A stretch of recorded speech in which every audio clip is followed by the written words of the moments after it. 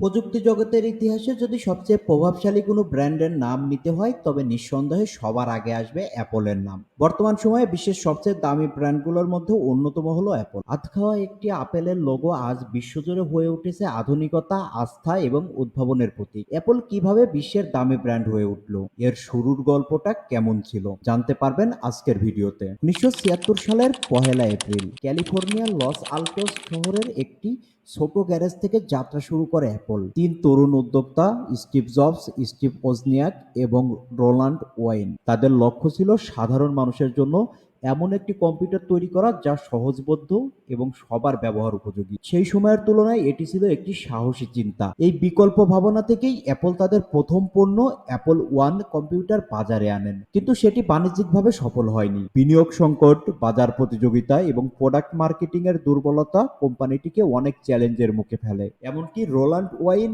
অল্প কিছুদিনের মধ্যেই কোম্পানি থেকে সরে দাঁড়ান, কিন্তু জবস ও ওজনিয়াক নিজেদের বিশ্বাস হারাননি। তাদের জেদ আর দৃষ্টিভঙ্গি অ্যাপেলকে আজকের অবস্থানে নিয়ে এসেছে। 1984 সালে ম্যাকিনটশ কম্পিউটার উন্মোচনের মাধ্যমে প্রথম বড় সাফল্য পায় অ্যাপল। এটি ছিল প্রথম জনপ্রিয় গ্রাফিক্যাল ইউজার ইন্টারফেস সম্বলিত পার্সোনাল কম্পিউটার। এই পণ্যের সঙ্গে মুক্তি পায় 1984 নামের একটি টিভি বিজ্ঞাপন, যা সুপার বোল চলাকালীন প্রচার হয়। Introducing Macintosh. It does all the things you'd expect a business computer to do. It does a lot of things you wouldn't expect a business computer to do. And it does some things no other business computer has ever done before. Of course, to do all this, you will have to learn to do this. Macintosh from Apple. এটি ইতিহাসের অন্যতম সেরা বিজ্ঞাপন হিসেবে স্বীকৃতি পায়। ম্যাকিনটশের সাফল্যের পর অ্যাপল রূপ নেয় পাবলিক কোম্পানিতে। বিনিয়োগ আসতে শুরু করে, বৃদ্ধি পায় প্রতিযোগিতা, তৈরি হয় এক নতুন প্রযুক্তির অধ্যায়ের ভিত্তি। 90-এর দশকের মাঝামাঝি সময়েই একাধিক সংকটে পড়ে অ্যাপেল। এক পর্যায়ে প্রতিষ্ঠাতা স্টিভ জবসকে ছাড়তে হয় কোম্পানি। এরপর একের পর এক ব্যর্থ প্রোডাক্ট লঞ্চ কোম্পানিকে আরও পিছিয়ে দেয়। কিন্তু 1997 সালে জবসের নাটকীয় প্রত্যাবর্তনের মাধ্যমে শুরু হয় অ্যাপেলের নতুন যুগ। তার দৃষ্টিভঙ্গি ও নেতৃত্বে বাজারে আসে আইম্যাক। এর অসাধারণ ডিজাইন ও পারফরমেন্স নতুন করে গ্রাহকদের মন জয় করে নেয়। এরপর শুরু হয় উদ্ভাবনের এক নতুন যুগ। আইপড, আইটিউনস, আইফোন, প্রতিটি পণ্যের ছিল প্রযুক্তির নতুন দিগন্তের ছোঁয়া। বিশেষ করে 2007 সালে যখন আইফোন বাজারে আসে, তখন সেটি মোবাইল প্রযুক্তির সংজ্ঞাই বদলে দেয়। আইফোনের একের পর এক আকর্ষণীয় feature, internet browsing speed, smart application ব্যবহারের সুবিধা অ্যাপলকে নিয়ে যায় এক নতুন উচ্চতায়। নতুন কোনো ফিচার আনতে অ্যাপল বরাবরই সবার থেকে এগিয়ে, হোক সেটা কোনো প্রযুক্তি কিংবা কোনো ফিচার, অথবা নতুন ডিজাইনের নতুন কোনো পণ্য। আইফোনের আইওএস কিংবা ম্যাকবুকের ম্যাক ওএস এর আপডেটের মানেই নতুন ফিচার। নতুন আইওএস এলে অথবা নতুন কোনো আইফোনের ভিত্তি শুরু হলে অ্যাপলের বিক্রয় কেন্দ্রগুলোর সামনে হুমড়ি খেয়ে পড়ে ভোক্তারা। এছাড়া অ্যাপল তাদের প্রায় সব পণ্যের হার্ডওয়্যার নিজেদের তত্ত্বাবধানে নকশা এবং উৎপাদন করে বলে ওইসব ব্যবহৃত হার্ডওয়্যার তাদের নিজেদের ওএস এর সর্বোচ্চ অপটিমাইজেশন করতে পারে। এক্ষেত্রে অ্যাপল তার প্রতিদ্বন্দ্বী অ্যান্ড্রয়েড কিংবা উইন্ডোজ পিসির থেকে এগিয়ে আছে। এই সম্মিলিত প্রযুক্তি ব্যবস্থা অ্যাপলকে করে তুলেছে আধুনিক ডিজিটাল দুনিয়ার অন্যতম পথ প্রদর্শক। অ্যাপল ব্র্যান্ডের আরেকটি গুরুত্বপূর্ণ দিক হলো তাদের ব্র্যান্ডিং ও মার্কেটিং কৌশল।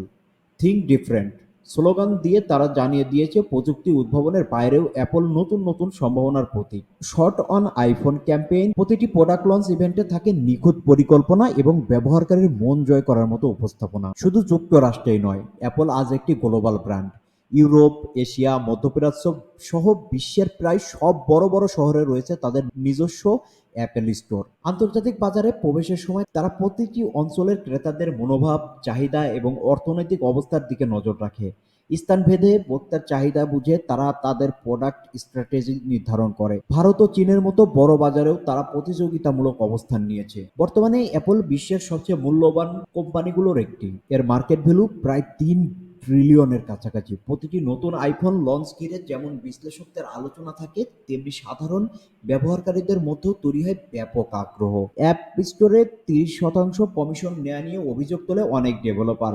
চীনের ফ্যাক্টরিতে শ্রমিক অধিকার লঙ্ঘনের অভিযোগও এসেছে একাধিকবার। তবে কোম্পানিটি কৌশলগতভাবে এসব সমালোচনার জবাব দিয়েছে, কখনো নীতিমালা পরিবর্তন করেছে, কখনো পারদর্শী যোগাযোগের মাধ্যমে স্পষ্ট ব্যাখ্যা দিয়েছে। অ্যাপলের আজকের সাফল্যের পিছনে সবসময় যোগ্য নেতৃত্ব বলিষ্ঠ ভূমিকা পালন করেছে। সেক্ষেত্রে প্রাক্তন সিইও স্টিভ জবসের ভূমিকা ছিল অত্যন্ত গুরুত্বপূর্ণ।